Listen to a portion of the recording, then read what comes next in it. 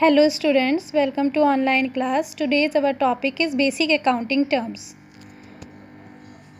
In previous video some accounting terms I explain it.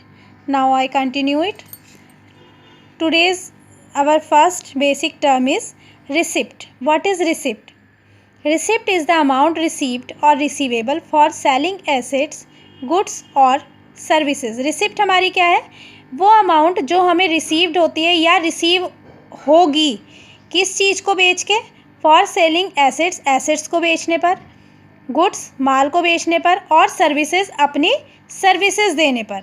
Receipts are further categorised into revenue receipt and capital receipts. ये receipts हमारी कितने types की होती है? 2 types की, revenue receipt and capital receipt. अब क्या डिफरेंस है रिवेन्यू रिसिप्ट और कैपिटल रिसिप्ट में? तो revenue receipt are those receipts which are in the normal course of business से अगेंस्ट सेल ऑफ गुड्स और रेंडरिंग ऑफ सर्विसेज और इन्वेस्टमेंट ऑफ बिजनेस सोर्सेज से इन फिक्स डिपॉजिट. वो receipt जो हमें नॉर्मली बिजनेस के लिए जो हम ट्रांजेक्शन्स करते हैं, गुड्स को सेल आउट करना, अपनी सर्विसेज किसी को देना, ठीक है, और जो फिक्स डिपॉजिट्स हम बिज़नेस के इन्वेस्टमेंट के लिए करते हैं वो सारी हमारी किस में आती हैं? रिवेन्यू रिसिप्ट में. They are shown in the P&L account. इन्हें हम कहाँ शो करते हैं? प्रॉफिट एंड लॉस अकाउंट में. इन केस ऑफ एंटरप्राइजेस की कंडीशन में, and income and expenditure account में नॉट फॉर प्रॉफिट ऑर्गेनाइजेशन. मैंने बताया था पहले भी कि हमारी 2 टाइप्स की ऑर्गेनाइजेशन होती हैं. एंटरप्राइजेस जो नॉर्मली हमारे बिजनेस होते हैं वो एंटरप्राइजेस कहलाते हैं, और नॉट फॉर प्रॉफिट ऑर्गेनाइजेशन यानी स्वयं समाज सेवी संस्थाएं. Examples of revenue receipts are amount received और receivable against sale of goods और rendering of services, interest on fix deposit और इन्वेस्टमेंट एसेट्रा. अब इसके बाद हमारी सेकेंडली आती हैं capital receipt. It is the amount received और receivable against transaction which are not revenue in nature. जो रिवेन्यू नेचर में नहीं है. They are shown in the balance sheet of the entity. जो हमारी रिवेन्यू वाली रिसिप्ट है वो कहाँ शो होती है? P&L अकाउंट में. और जो ये कैपिटल वाली रिसिप्ट है ये कहाँ शो होती है? बैलेंस शीट में. फॉर एग्जाम्पल अमाउंट रिसीव्ड और receivable from sale of machinery. किसी मशीनरी को बेच के प्राप्त होने वाला पैसा, बिल्डिंग को सेल आउट करके प्राप्त होने वाला पैसा, furniture, investment, loan taken etcetera. Next आते हैं एक्सपेंडिचर. तो expenditure is the amount spent और liability incurred for acquiring assets, goods और सर्विसेज. एक्सपेंडिचर क्या है? वो खर्चे, एक तरीके के हमारे ये खर्चे हैं या दायित्व जो बिज़नेस के लिए, हमारे एसेट खरीदने के लिए, माल खरीदने के लिए, या अपनी सर्विसेज, किसी से सर्विसेज लेने के बदले जो हम अमाउंट पेड करते हैं वो क्या कहलाते हैं? हमारे एक्सपेंडिचर. ये 3 टाइप्स के होते हैं. कैपिटल नेचर में capital expenditure, revenue expenditure and deferred revenue expenditure. तो कैपिटल और रिवेन्यू तो जैसे हमारी अभी पीछे कैपिटल रिसिप्ट और कैपिटल रिसिप्ट और रिवेन्यू रिसिप्ट थी, उसी तरीके से एक्सपेंडिचर भी कैपिटल एक्सपेंडिचर और रिवेन्यू एक्सपेंडिचर. माल को वहाँ बेचने पे प्राप्त होने वाला पैसा क्या कहलाता था? हमारा रिवेन्यू रिसिप्ट. यहाँ माल को खरीदने में लगाने वाला पैसा क्या कहलाएगा? हमारा रिवेन्यू रिसिप्ट. और लॉन्ग टाइम के लिए खरीदने वाली फिक्स एसेट्स, खरीदने के लिए हमारा जो बिज़नेस चलाने के लिए लॉन्ग टाइम के लिए हम एसेट्स खरीदते हैं, उसमें जो हमारा पैसा जा रहा है उसके लिए जो एक्सपेंडिचर हो रहे हैं वो हमारे क्या कहलाते हैं? Capital expenditure. ये तो इनमें तो डिफरेंस क्लियर है. लेकिन अब एक हमारे डिफर्ड रिवेन्यू एक्सपेंडिचर. कुछ एक्सपेंडिचर ऐसे होते हैं जो रिवेन्यू एक्सपेंडिचर तो है नेचर में, but it is written off in more than 1 accounting period. लेकिन ये 1 साल से ज़्यादा में इनको पूरा किया जा सकता है. ऐसे खर्चे जो हम भविष्य के लिए, फ्यूचर के लिए भी करते हैं, वो कहलाते हैं हमारे deferred revenue expenditure. Such as example advertisement expense. हम एडवर्टाइजमेंट अपने माल के लिए, अपने बिजनेस की ग्रोथ के लिए एडवर्टाइजमेंट दे रहे हैं. अब उस एडवर्टाइजमेंट का फ़ायदा कोई हमें इसी साल में तो होगा नहीं. तो ऐसे एक्सपेंडिचर हमारे क्या कहलाते हैं? आपके डिफर्ड रिवेन्यू एक्सपेंडिचर. नेक्स्ट है हमारे expense. Expense is the cost incurred for generating revenue. Revenue generate करने के लिए जो एक्सपेंस हमारे कॉस्ट होती है वो क्या कहलाती है? उस रिवेन्यू की, उस माल की, वो कहलाती है expense. According R.N. Anthony, expense is a monetary measure of input और resources consumed. It is a value which has expired during the accounting period. It may be cash payments such as salary, wages, rent, etc. Return of a part of fix asset, fix asset का जो part हमारा इस साल ख़त्म हो रहा है, loss हो रहा है उसका, falling value of the asset is called depreciation. तो डेप्रिसिएशन जो है वो हमारा क्या कहलाएगा, expense. An amount return of out of a current asset, किसी कोई करंट एसेट है उसका अमाउंट जो रिटर्न ऑफ हो रहा है। Decline in the value of asset, investment जो हमने किए हुए हैं इन्वेस्टमेंट, उसकी जो पेमेंट हो रही है वो जो कमी हो रही है। कॉस्ट ऑफ गुड्स सोल्ड, जो माल हमने बेचा उसकी कॉस्ट। तो an expenses is charge to trading account और P&L अकाउंट। तो एक्सपेंसेस हमारे कहाँ लिखे आते हैं, ये ट्रेडिंग अकाउंट और P&L अकाउंट में डेबिटेड होते हैं। ये एक्सपेंसेस भी हमारे 2 टाइप्स के होते हैं। Prepaid expenses, it is an expense that has been paid in advance and the benefit of which will be available in the following year or years. Prepaid expense, तो हमारे कौन से एक्सपेंस होते हैं, ऐसे एक्सपेंस जो हमने एडवांस में पेड कर दिया और जिनका बेनिफिट हमें जो है आने वाले सालों में मिलेगा।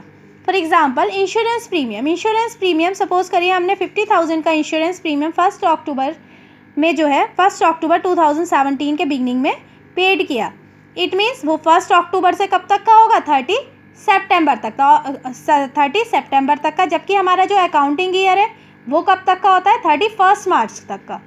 तो इट मीन्स 6 मंथ का जो हमारा प्रीमियम है अप्रैल टू सितंबर, वो हमारा क्या है, एडवांस पेड हो गया है। तो ये क्या कहलाएंगे, 25,000 हमारे प्रीपेड एक्सपेंस कहलाएंगे, जो हमारे कहाँ शो होंगे, बैलेंस शीट में, ठीक है। और किस नाम से, करंट एसेट्स के नाम से। ऐसे हैं outstanding expenses, it is an expense that has been incurred but has not been paid.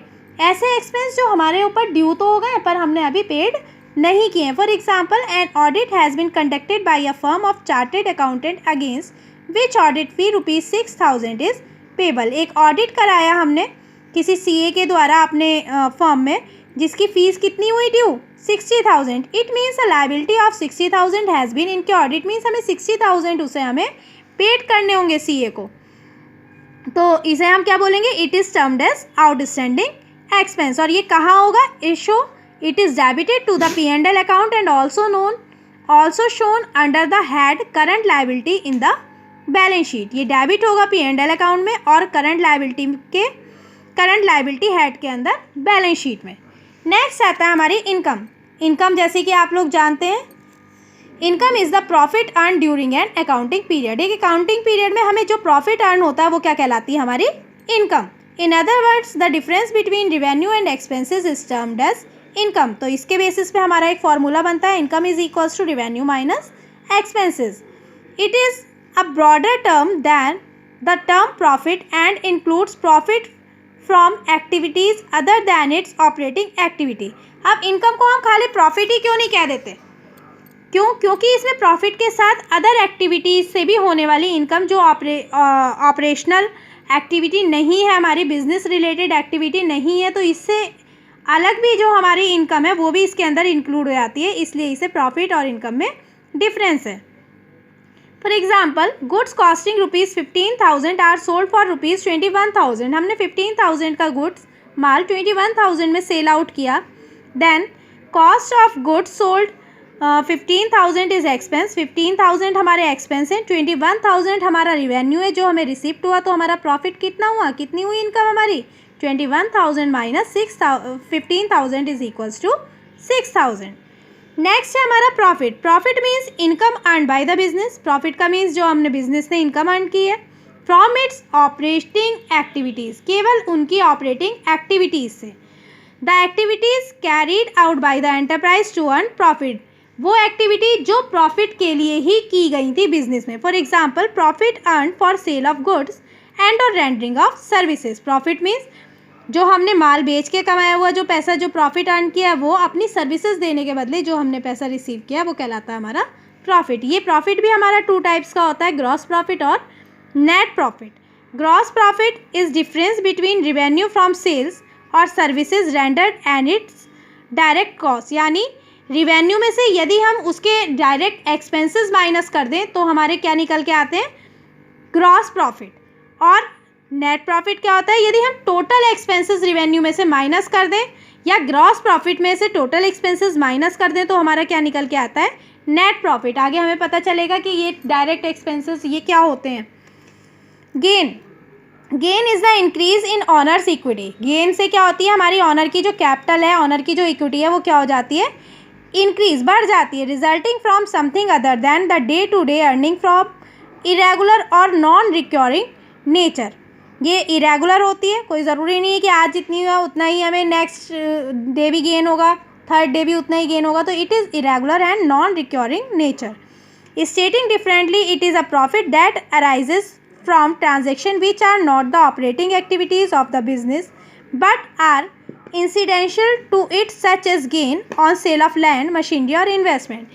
ये इन्हें हम क्यों प्रॉफिट क्यों नहीं बोल रहे हैं? प्रॉफिट क्या है, ऑपरेशनल एक्टिविटीज़ से था, और गेन क्या है, जो ऑपरेशनल एक्टिविटीज़ से नहीं है, जो हमने सोचा नहीं है लेकिन फिर भी हमें हो जाते हैं इंसिडेंटल, हमें जो गेन हो जाते हैं वो हमें क्या कहलाते हैं, जो प्रॉफिट इंसिडेंटल हो जाता है वो हमारा क्या कहलाता है, गेन, जिससे ऑनर की इक्विटी इंक्रीज़ होती है। सपोज़ करो हमने कोई लैंड खरीदी थी, वो सेल आउट कर दी, अब वो कुछ बढ़ के ही पे हमारी सेल आउट हुई होगी, तो उससे होने वाला जो प्रॉफिट है वो क्या कहलाएगा, हमारा गेन। नेक्स्ट है loss. Loss is excess of expenses of period over its revenues. Expense से ऊपर होने वाले खर्चे रिवेन्यू से अधिक, वो क्या कहलाते हैं, loss. It decrease the honours equity. ये क्या कहलाती है, हमारी ऑनर्स की इक्विटी को कम करती है। जैसे गेन ऑनर की इक्विटी को इंक्रीज करता है, ये ऑनर की इक्विटी को डिक्रीज करता है। It is broad term and includes loss incurred in its operational activities, money और money worth loss against which the firm receive no benefit. Cash और goods loss in theft. Incidental होने वाले loss हमारे क्या कहलाते हैं, लॉस, जैसे कि चोरी हो गया माल, या क्या कहते हैं, loss arising from events of non recurring nature. ये लॉस जो है हमारा कैसा होता है, नॉन रिक्योरिंग नेचर का होता है, ठीक है, किसी लैंड को बेचने पे या किसी फिक्स एसेट को बेचने पे होने वाला लॉस, ये क्या कहलाते हैं, हमारे लॉस। इसके बाद आती है purchases. The term purchase, what is purchases? The term purchases is use for an account to record purchases of goods और रॉ मटेरियल फॉर रीसेल और for producing products which are also to be sold. The term purchases include both cash and credit purchase of goods. Good purchase for cash are termed as cash purchase और good purchase on credit are termed as credit purchase. Purchases क्या होती है? Business को चलाने के लिए जो हमें माल बेचना है, वो माल की खरीद, वो क्या कहलाती है, हमारी परचेजेस। जो माल, जिस चीज़ का हमने बिजनेस किया है, वो माल हम कहीं से, गुड्स कहीं से तो लाएंगे, तो वो गुड्स की जो हमारी खरीद होती है वो क्या कहलाती है, परचेजेस। या सपोज करिए हमारी कोई प्रोड्यूसिंग कंपनी है, तो उस माल को बनाने के लिए जो खरीदा हुआ रॉ मटेरियल है वो क्या कहलाता है, हमारा परचेजेस। ये परचेजेस हमारी टू टाइप्स की हो सकती है, कैश परचेजेस और क्रेडिट परचेजेस, यानी नकद माल खरीदा हुआ कैश परचेज और उधार में खरीदा हुआ माल क्रेडिट परचेजेस। परचेज रिटर्न, ऐसा माल जो किसी खराबी के कारण, डिफेक्ट के कारण हमें वापस करना पड़ जाता है, वो क्या कहलाता है, हमारा परचेज रिटर्न या रिटर्न आउटवर्ड। क्या नाम है इसका, परचेज रिटर्न और return outward. Sales, the term sale is associated with or used for sale of goods. These goods may be purchased for resale or manufactured by the enterprise. The term sale includes both cash and credit sales. Which goods are sold for cash, they are termed as cash sales, and when sold on credit, they are termed as credit sale. जो माल हमने business के लिए खरीदा है, बेचने के लिए खरीदा है, वो क्या कहलाता है, सेल्स हमारी। ये भी टू टाइप्स की होती हैं, कैश सेल्स और क्रेडिट सेल्स। इसी तरीके से सेल्स रिटर्न, ऐसा माल जो किसी डिफेक्ट के कारण हमें वापस आ जाए परचेजर के द्वारा, वो क्या कहलाता है, हमारा सेल्स रिटर्न या return inward. Clear student? Thank you.